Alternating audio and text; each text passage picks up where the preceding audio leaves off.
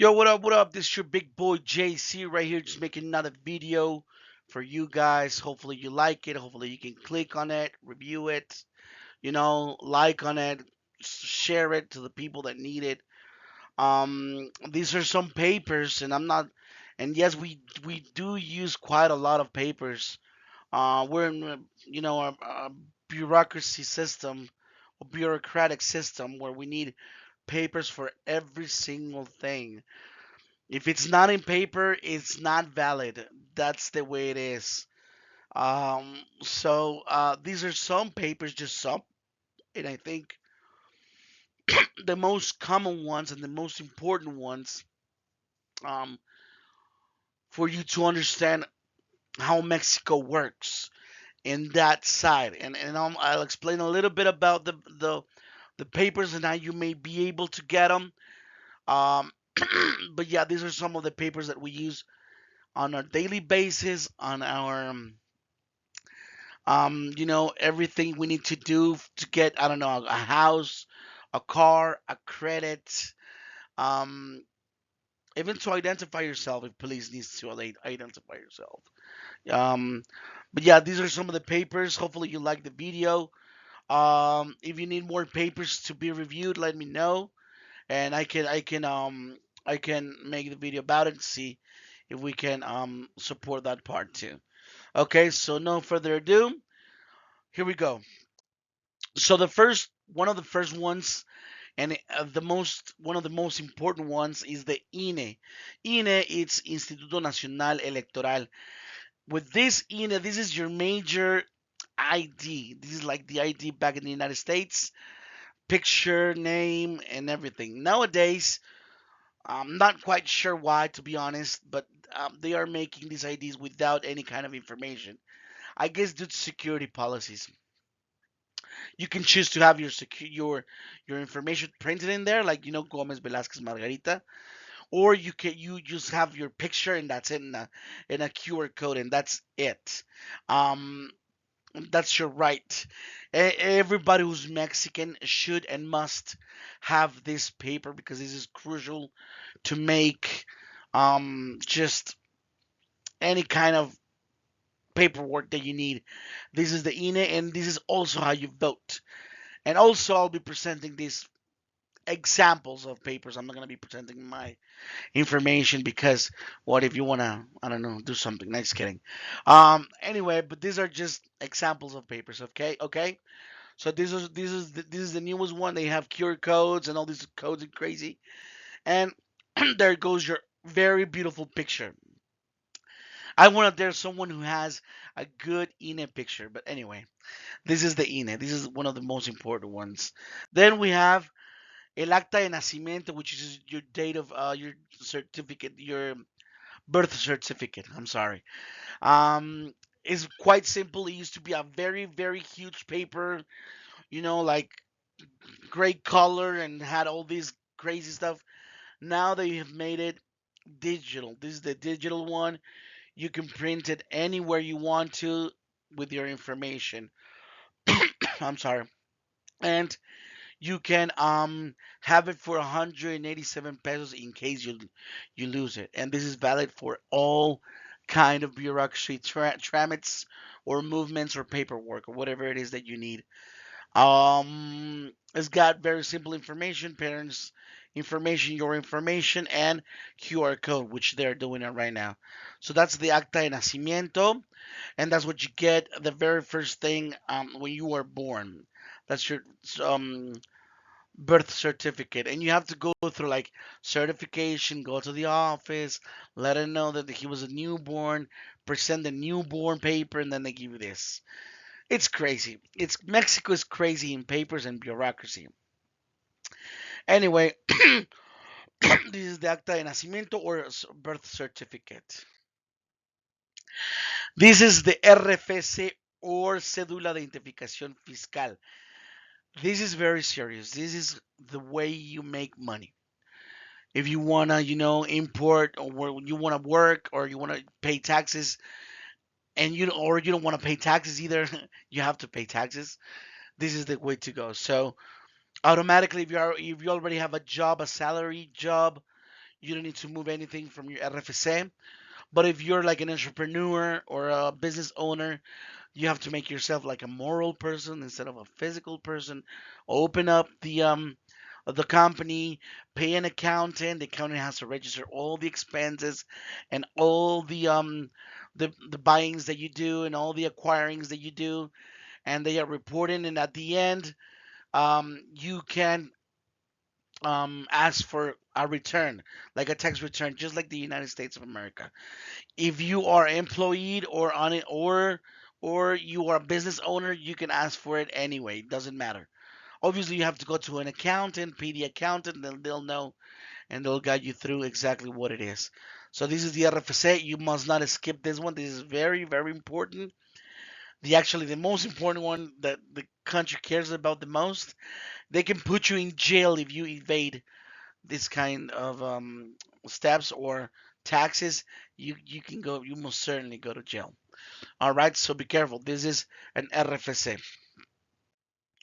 Then we have your licencia de conducir or your driver's license. I put an example of Puebla, where I'm the state I'm staying at. It's very simple. It's very small. It's got your information, and as well, you can choose for you to have your information printer in there or just empty, completely empty. And those are just the requirements of the. So I'm sorry. Yeah. So you can have your. Uh, I'm sorry. Just keep on getting interrupted. Anyway, and on the other side, it's the requirements. What do you have to do to get a driver's license? Obviously, you have to be Mexican. You have to have your INE and your birth certificate. It's crazy. Anyway, um, that's just an example. That's just an example. Then we have the CURP. This is another way of identifying yourself. CURP is Constancia de la Clave Única de Registro de Población. So that means you are unique. There's no other ones like you.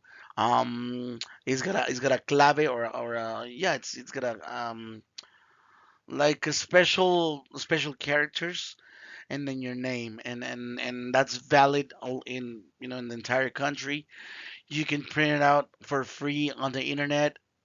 Um, as long as you have your information, age, date of birth, where you were born, and all this stuff. They make you a lot of questions.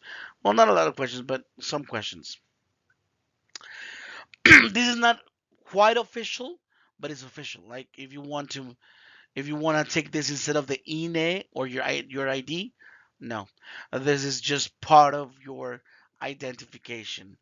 To be quite honest, I'm not quite sure what is it exactly that exists, but it exists and it's very important because they ask you whenever you want to graduate, you want to go to school, you want to get a driver's license, you have to get this CURP. That's what they call it, CURP.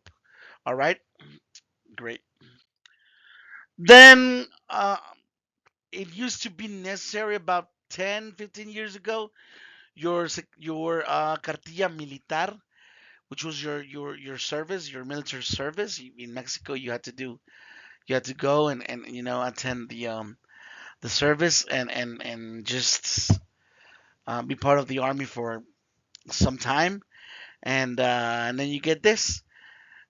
Most official jobs, policemen, army, even governor, they ask for this kind of paper. If you don't have it, it's kind of hard to get the job. But it's been disappearing. I mean, I haven't heard in a long time where they ask you for this kind of paper. But anyway, it's called the cartilla militar. It's got your information and your picture. Okay. Um, these are the recibos, like the receipts, the bills. Well, you got phone, you got electricity and gas. Depends on which one you have. Obviously, the prices vary. The packages vary. I mean, it varies in the entire country. As I said before, is not going to be the same. Someone who lives in Puerto Vallarta, in Cancún, in Veracruz, than someone who lives in Puebla, Ciudad de México, or Monterrey. is completely different. But these are the standardized ones, I'm guessing. This is CFE, Comisión Federal de Electricidad, Telmex, which is phoning, and gas. You're gonna be paying those bills, my friend. You're gonna be paying those bills. And then you have the Instituto Mexicano del Seguro Social, tu número del Seguro Social, which is your social security number. It's not as important in the United States. I remember that back in the United States, you should have your social security number at all times, or at least know it by heart. And yeah, it was very very important. Right here is only for health. This is public health. It's not private health. It's the Medicare that the government um, offers. So once you can enroll yourself as a Mexican, um, and just pay. You have to pay. You have to attribute some money on this. It's not that expensive. But if you're in a company, the discount comes automatic, and then the company puts more money into it. And with this, you can get, like Medicare, and there's something also called Infonavit, which is attached to this one. And you can get a house. You can get housing with Infonavit.